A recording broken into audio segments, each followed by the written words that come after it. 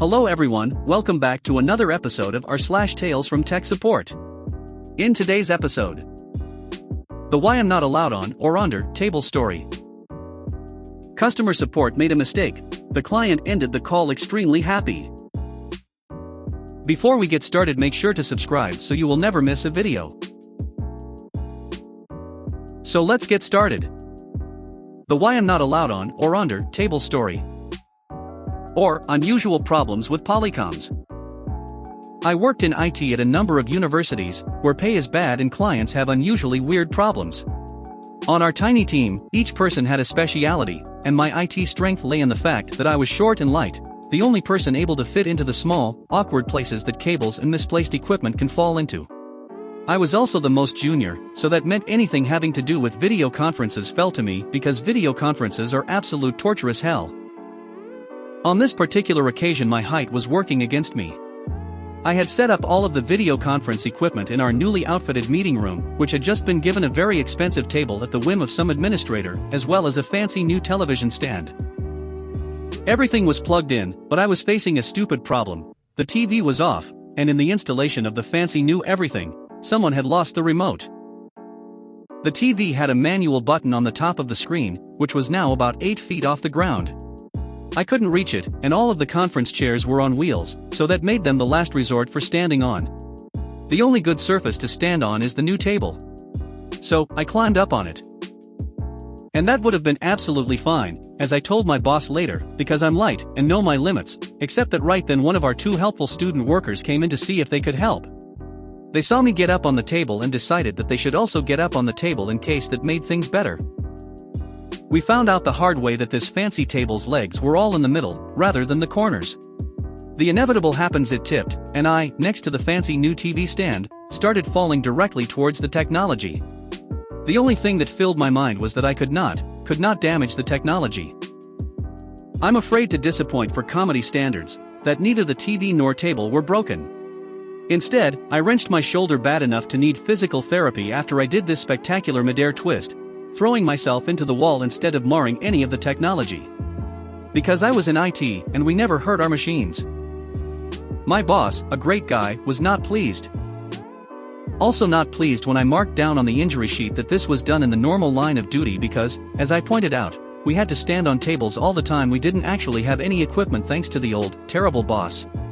He bought us a ladder and made me promise not to climb any more tables.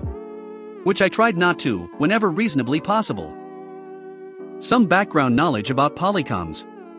Before Skype existed, and then way after, a few companies realized they could make and sell very expensive microphones and cameras that talked only to each other. It's a great business model, because if your school or company has Polycom and another school or company wants to talk to you, they also have to buy specifically a Polycom because none of the other company's machines would talk to each other, and even better, exactly the same model of machine you do. And, once you've shilled out for a Polycom, why would you throw it away and use something like Skype instead? The important part is, Polycoms hate talking to each other. Each model's setup is extremely different, with some versions coming with screens that had dozens of buttons and options on them and some coming with controls that had 3. In order to get two Polycoms to connect at all, you needed to input a meeting code and sometimes a password. Ideally, this code was just an IP address, but sometimes the codes were absolutely whack job for no discernible reason. I was once unable to connect to a remote classroom because the room code included @sign, and the Polycom available to use didn't have @sign on the remote. Try explaining that to an impatient professor in front of a room of staring students.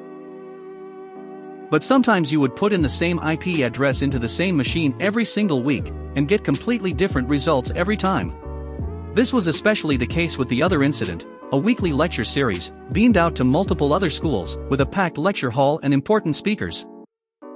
Anyone who has done video conference work should be cringing. Multiple locations and high stakes.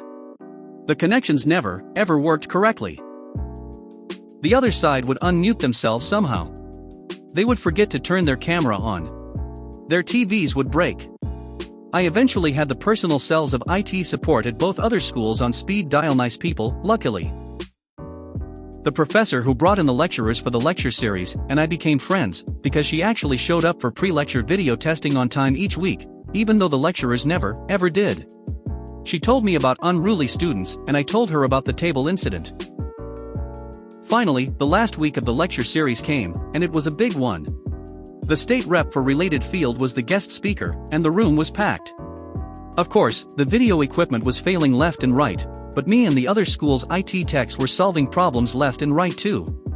We were champions at this by now.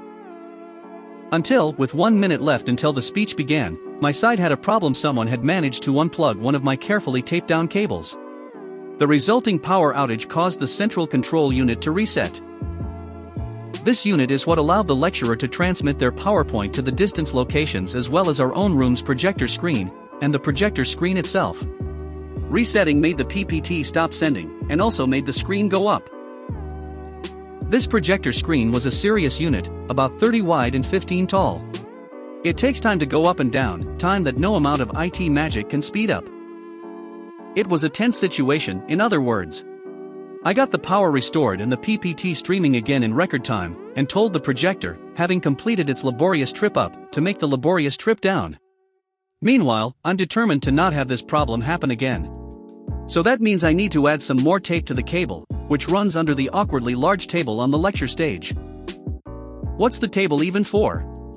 It holds water bottles and the professor's bags, and honestly, someone probably just put a table on the stage once and never took it away. My professor friend even made a joke about me being careful around the table. Don't hurt yourself. Yeah. It's not an unrealistic concern. I think every tech has hit their head at least once in a rush job. I secured the cable, and in the most slow, exaggeratedly safe method ever used, extracted myself from under the table. I had forgotten about the F*King projector screen. It hit me in the back of the head as it finished coming down, and this thing is huge. It weighs a ton for something that's basically a big sheet and a weight rod. It hit me, I ricocheted forward and smacked face first into the table, and screamed "SHIT" in front of the 3 collective audiences. The professor helped me off stage and assured the state rep, sorry, she's not allowed near tables anymore. Customer support made a mistake. The client ended the call extremely happy. I used to work for a call center company and our account was a prepaid cell phone company. Let's call Cellphone. As a general CUST support and as a tech support. At the time of the story, I was new and it was my very first job. Please keep in mind that this happened like 10 plus years ago and some details may have been omitted. The company trained us for around 1 month IIRC, and then allowed us to take actual calls for 1 week with our trainer and QC at our beck and call if we had any calls that doesn't follow the script.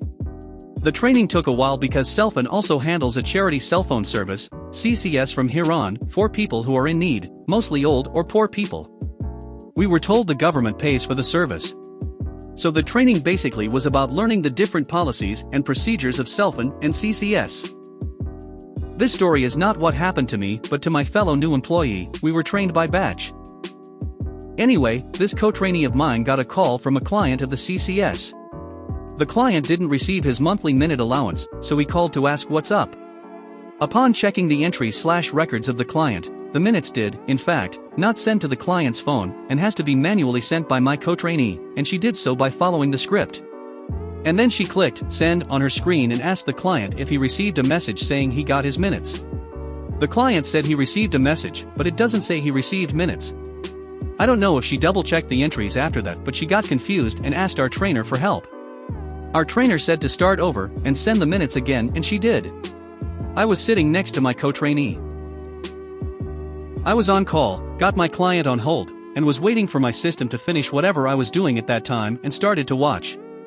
I watched her click on send again and asked the customer if he received his minutes. The client said he did receive a message, but again, no minutes. By the way, I couldn't hear him. My co-trainee was relaying what the client said to the trainer. My trainer was a little perplexed as well and reviewed what my co-trainee did that the minutes wouldn't send. Then our trainer found what's wrong. The client was indeed not receiving his manually inputted minutes. He was receiving days.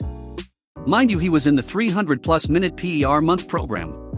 My co-trainee gave him 300 plus days worth of minutes. Twice. It was a Dropbox choice mistake. She clicked on the day option instead of minute. Needless to say, my co-trainee was scared about the mistake. Our trainer just said, nothing we can do about it. Just inform the client and close it as normal. Just mention what happened in the note ticket. The client was extremely happy about what happened. He received close to 2 years worth of minutes within the span of a 15-minute call plus the monthly 300+ minutes he'll continue to receive every month. And there I was, still waiting for my system to finish, thinking what a lucky ** that guy was. If you made it to the end of the video, thanks for watching. Don't forget to like, subscribe and share, and we will see you in the next video.